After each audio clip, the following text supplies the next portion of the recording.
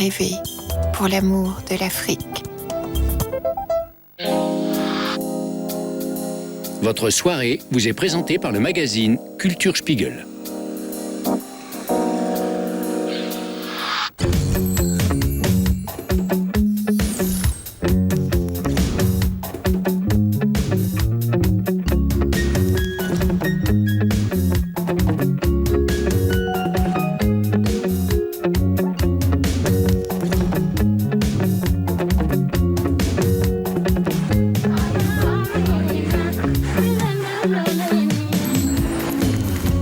L'Afrique, fascinante, envoûtante. L'Afrique, théâtre malgré elle de toutes les aventures coloniales. L'Afrique, terre de prédilection des ethnologues, en mal de pays soi-disant sans histoire. L'Afrique, source d'émerveillement pour ceux qui, comme Jean Rouch, se sont acharnés à la comprendre et à y porter un regard tendre et objectif. Ce soir, Théma s'intéresse à ces femmes et à ces hommes qui ont choisi de s'expatrier pour l'amour de l'Afrique.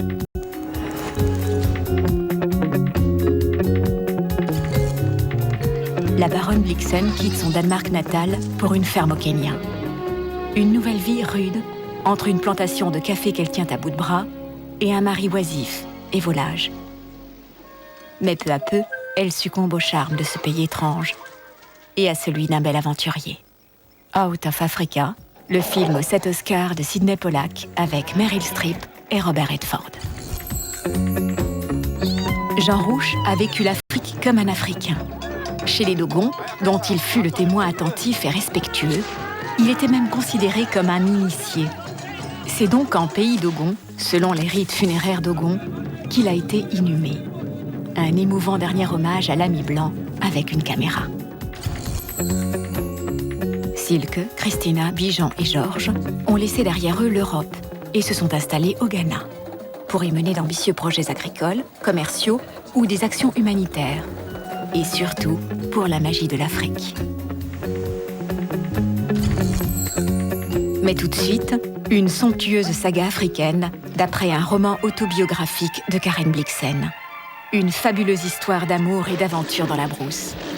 Moteur.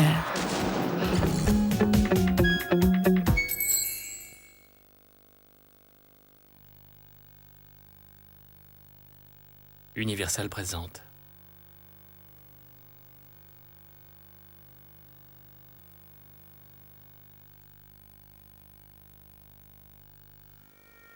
Le ciel rouge et la...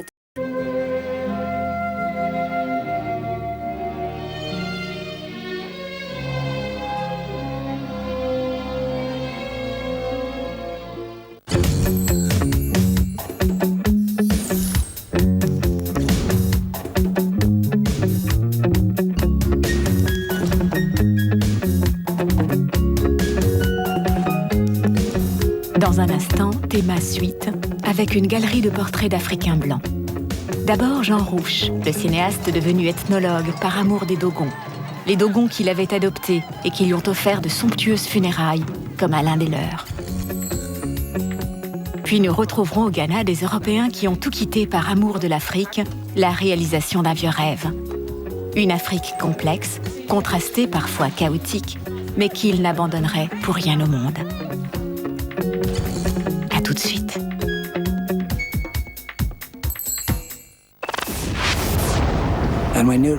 Nous savions que ce qu'ils avaient à nous dire était sérieux car l'atmosphère était tendue.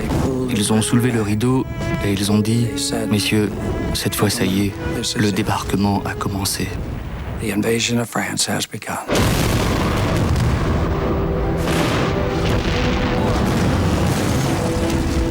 Oui, nous étions tous morts de peur. Et là, tu penses, peut-être que ça va s'arrêter, peut-être pas, peut-être qu'on se fera tous sauter, ou peut-être pas, mais on s'en moque. Et tu apprends à vivre comme ça. C'est ton destin.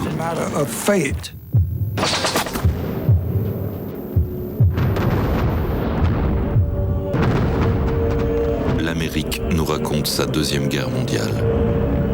The War. À partir du 5 mars sur Arte. Un sommet vierge des ondes péruviennes. 2 alpinistes décidés pour une ascension périlleuse à plus de 6000. Et c'est le drame. Une corde entre 2 hommes, entre la vie et la mort. Un récit authentique, La mort suspendue, jeudi à 21h sur Arte.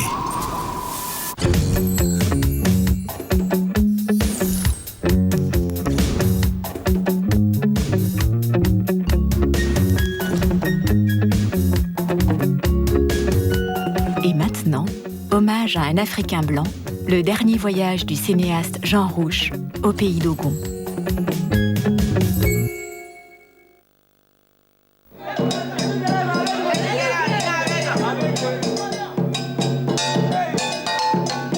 Une falaise de 300 mètres de haut. C'est ici que les Dogons, l'un des plus anciens peuples d'Afrique de l'Ouest, inhument leurs morts.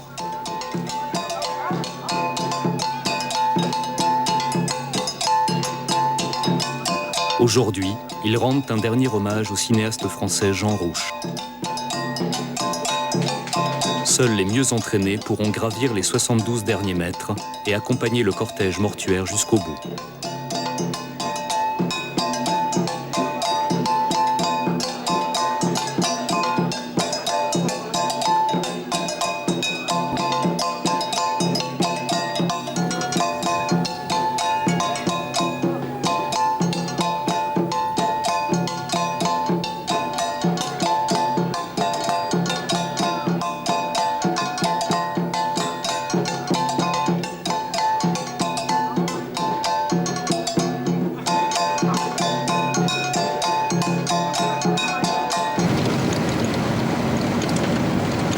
Le pays d'Ogon était la deuxième patrie de Jean Rouch. Il a trouvé la mort au Niger il y a 3 ans. Jocelyne Rouch, sa veuve, n'était pas revenue en Afrique depuis.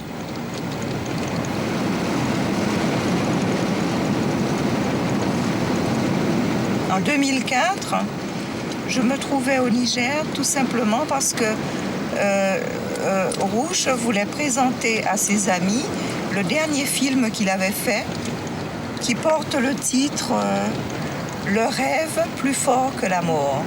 C'est à l'occasion de la présentation de ce film que mon mari a trouvé la mort. Une mort accidentelle et brutale. Dans la nuit du 18 février 2004, la voiture du couple percute de plein fouet un camion qui stationne tout feu éteint. Le cinéaste meurt sur le coup, son épouse est grièvement blessée. Quand je suis arrivée à l'hôpital, j'ai repris connaissance et j'ai demandé après mon mari et on ne m'a jamais dit où était mon mari. Et voilà.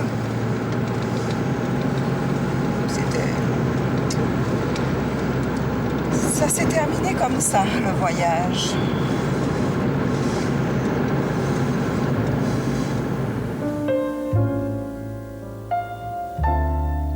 Jean Rouch découvre l'Afrique en 1941. Il a 24 ans, il est ingénieur, il vient diriger un chantier au Niger.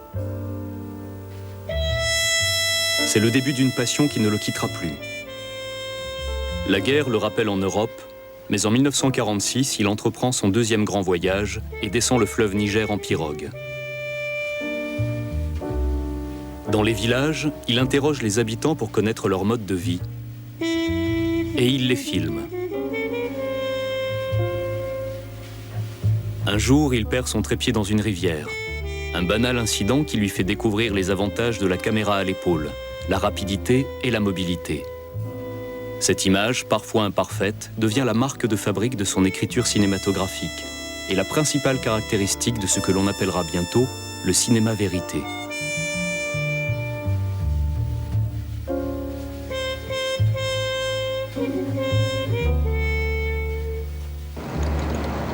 C'est ici que commence le pays d'Ogon, à 2 jours de route de Bamako.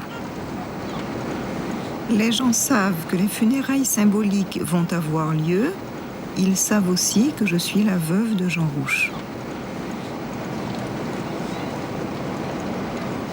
Demain, on partira d'ici pour aller au village où la cérémonie va se dérouler. Je ne sais pas en détail comment les choses se passeront dans les jours prochains.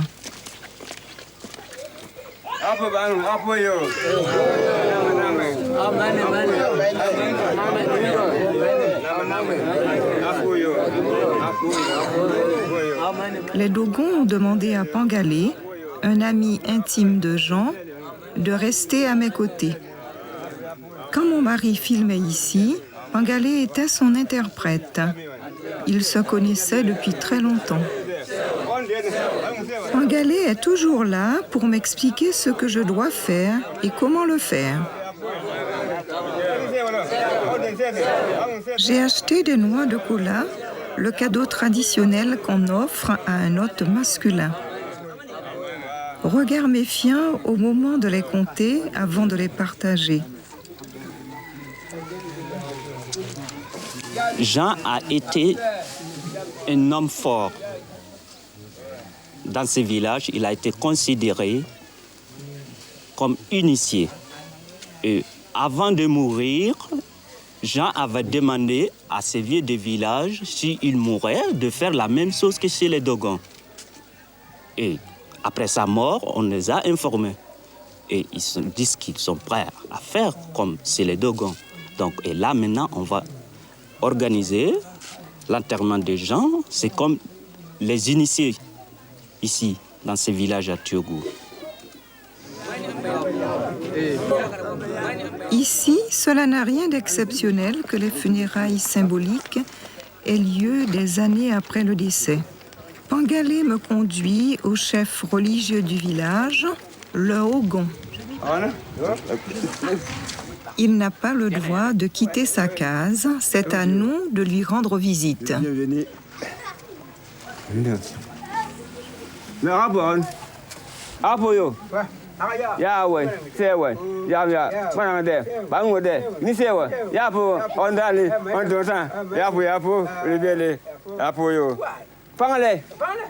Pangalé prononce le long rituel des salutations.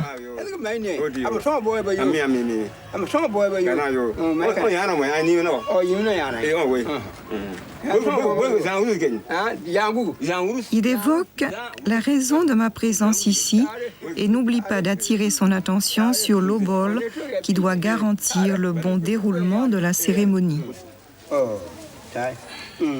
On pourrait en sourire, mais mon mari aurait respecté à la lettre la coutume.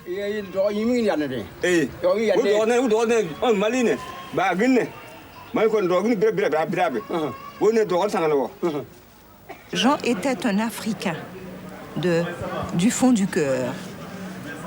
Moi, un Noir, c'était Jean. Donc, j'ai laissé Jean en Afrique.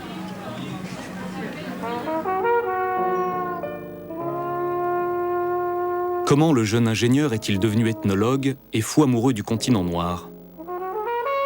En 1946, Jean Rouch achète sa première caméra sur un marché aux puces et profite d'une escale dans le Sahara pour en apprendre le maniement. Dès 1947, son premier film, Au pays des mages noirs, sort sur les écrans. En 1951, il réalise ses premiers enregistrements sonores à l'aide d'un magnétophone portable. Et il ne cessera plus. Sa filmographie compte 150 œuvres. Armé de sa caméra Aton, il a fixé sur la pellicule tout un univers de pratiques méconnues.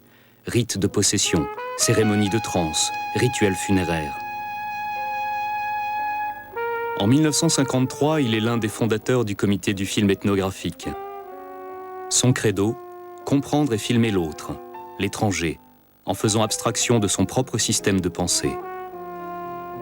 Dans le monde entier, il est connu comme l'un des pionniers du cinéma ethnographique.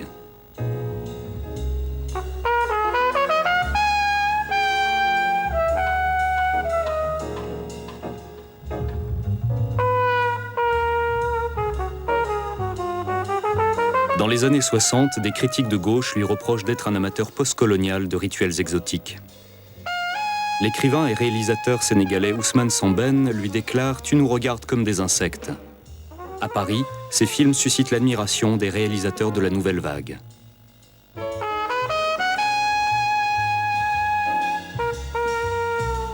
Il est vrai que le cinéaste échappe aux catégories idéologiques.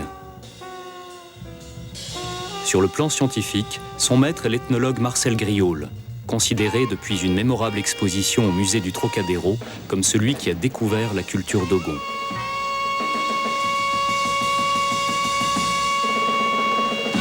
Très vieille histoire. Parce que Jean a été l'élève de Griaule. Griaule qui a travaillé beaucoup au pays dogon, avec Germaine Dieterlin, avec Madame de Gannet, avec d'autres gens. Et Jean a été amené à venir au pays dogon, surtout au décès du professeur Griaule, pour un peu aider Germaine Dieterlin. Et à partir de là, il est revenu plusieurs années de suite pour filmer le Sigi.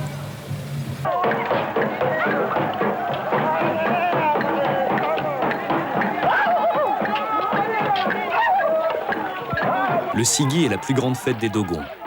Les cérémonies durent 7 ans et n'ont lieu qu'une fois tous les 60 ans. Jean Rouch a 40 ans quand il a la chance de filmer cet événement exceptionnel. À l'époque, il se rend régulièrement au Mali avec l'ethnologue Germaine Dieterlin. Jean Rouch est parfaitement conscient du fait que nul n'aura l'occasion de tourner de telles images avant longtemps.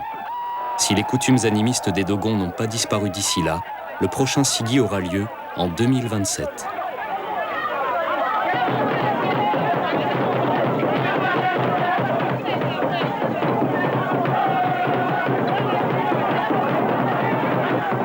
Cette séquence montre les danseurs et les percussionnistes de Tiougou. Presque 40 ans ont passé depuis que ces images ont été tournées, et très peu de choses semblent avoir changé, même si officiellement une part croissante de la population s'est convertie à l'islam.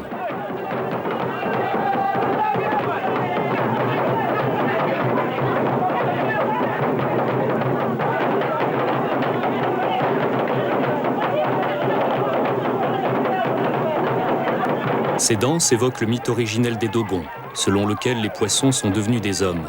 Le langage leur a été révélé, la mort est venue sur Terre et l'ancêtre commun de tous les Dogons a été enterré.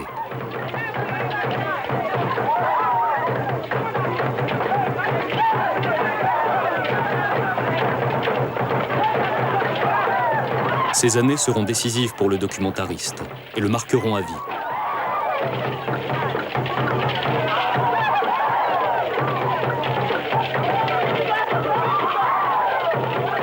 Mon mari gardait ses secrets.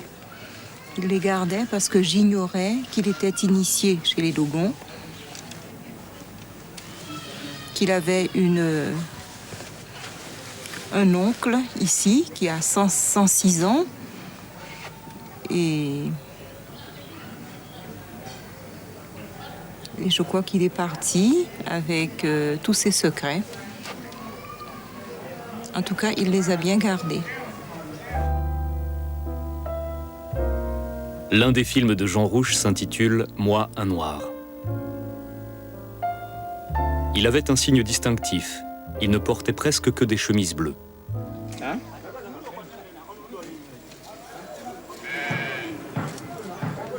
Les anciens Dogons se souviennent très bien de Jean. Les habitants de Tiougou confectionnent un mannequin grandeur nature représentant mon mari. L'intérieur est constitué de paille. J'ai apporté de Paris quelques vêtements et effets personnels de Jean comme on me l'avait demandé par téléphone.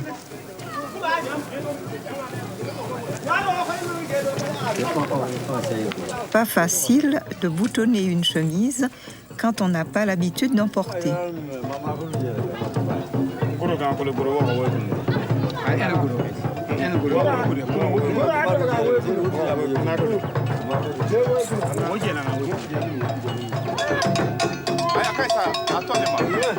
Les hommes semblent satisfaits de leur œuvre.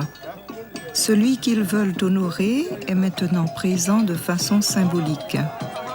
La cérémonie peut donc commencer. Les chasseurs effectuent des simulacres de combat. Cela fait partie de toute cérémonie importante en pays Dogon.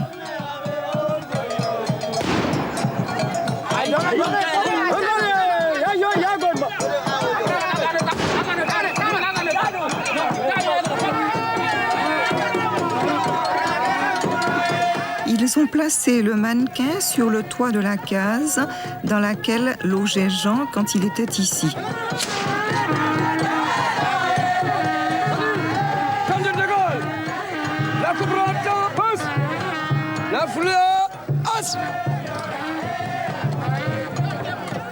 Visiblement, les Dogons ont intégré sans peine les rituels de l'ancienne puissance coloniale au leur.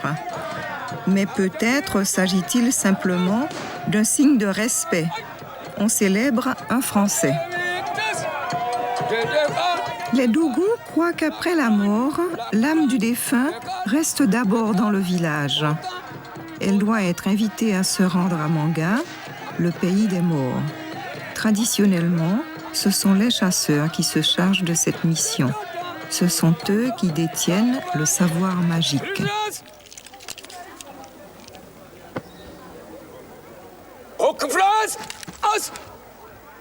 Attention! La flottille!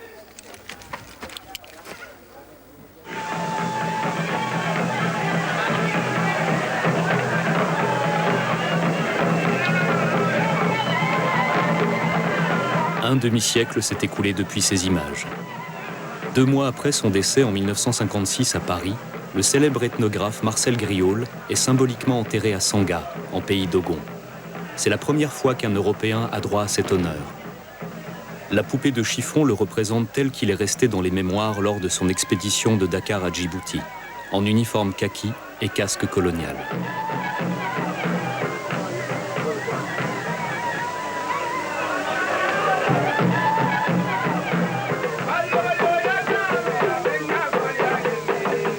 Les Dogons n'ont pas oublié les rituels militaires de l'époque coloniale. Ils les ont intégrés aux traditions locales, dont fait partie le sacrifice animal, sans lequel un défunt ne saurait entamer son voyage vers l'au-delà.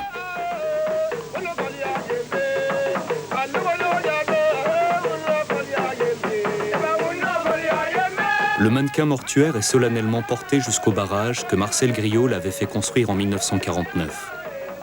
Aujourd'hui encore, la simple évocation de son nom suscite l'enthousiasme dans tout le pays Dogon.